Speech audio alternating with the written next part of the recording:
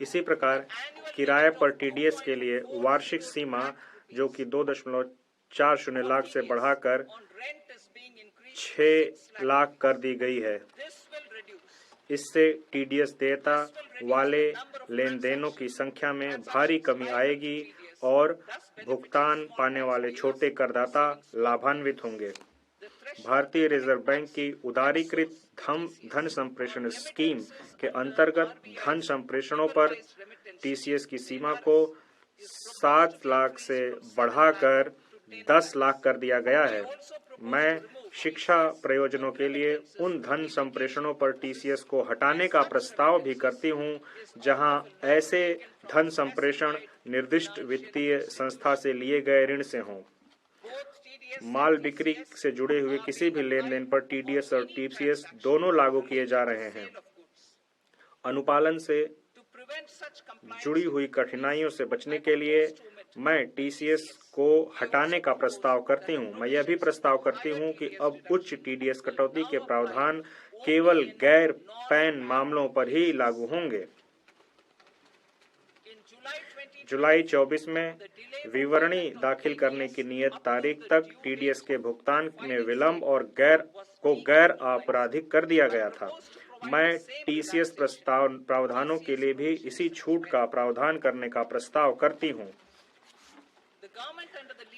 माननीय प्रधानमंत्री मोदी जी के नेतृत्व में हमारी सरकार सबका साथ, सबका विकास, सबका विश्वास और सबका प्रयास के मंत्र में आस्था रखती है। इसी के अनुरूप हम उन करदाताओं द्वारा स्वैच्छिक अनुपालन किए वर्ष 2022 में विवरणी को अद्यतन करने की सुविधा लेकर आए, जिन्होंने सही आय की सूचना देने में चूक की हो।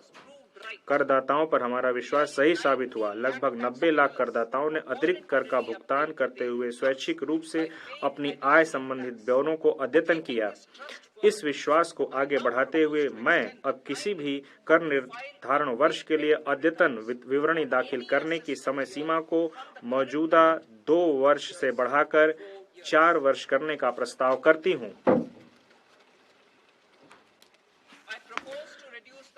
मैं छोटे धर्मार्थ न्यास संस्थानों की पंजीकरण की अवधि को बढ़ाकर 5 वर्ष से 10 वर्ष करके ऐसी संस्थाओं के अनुपालन संबंधी बोझ को कम करने का प्रस्ताव करती हूं। यह भी प्रस्ताव किया जाता है कि धर्मार्थ संस्थाओं द्वारा अपूर्ण आवेदनों को दाखिल किए जाने जैसी छोटी चूक के अत्यधिक गंभीर परिणाम न हों।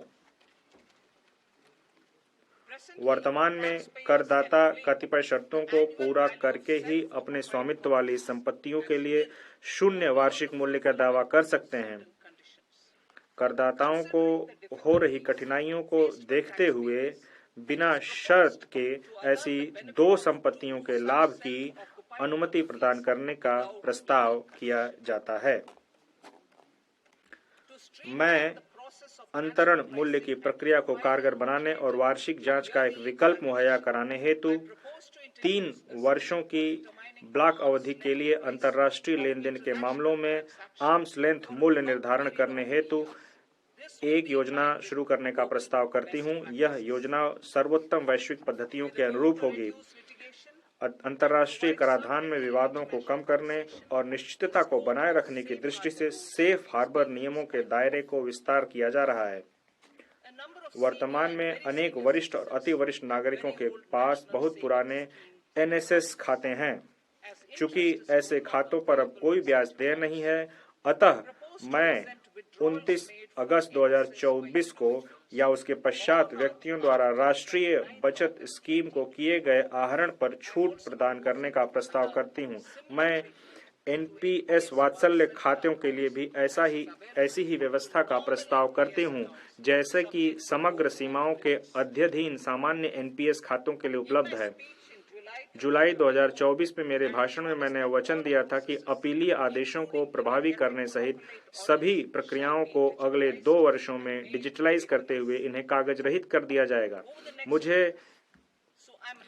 यह घोषणा करते हुए प्रसन्नता हो रही है कि डिजिटलीकरण को क्रियाशील किया जा रहा है।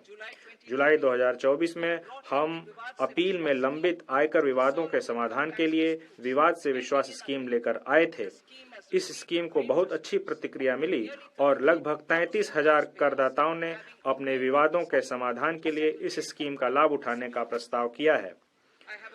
निवेश और रोजगार बढ़ाने के लिए मेरे पास कुछ प्रस्ताव हैं। उन अनिवासियों के लिए प्रकल्पित कराधान व्यवस्था का प्रस्ताव किया जाता है जो ऐसे निवासी कंपनियों को सेवाएं प्रदान करते हैं जो इलेक्ट्रॉनिक विनिर्माण सुविधा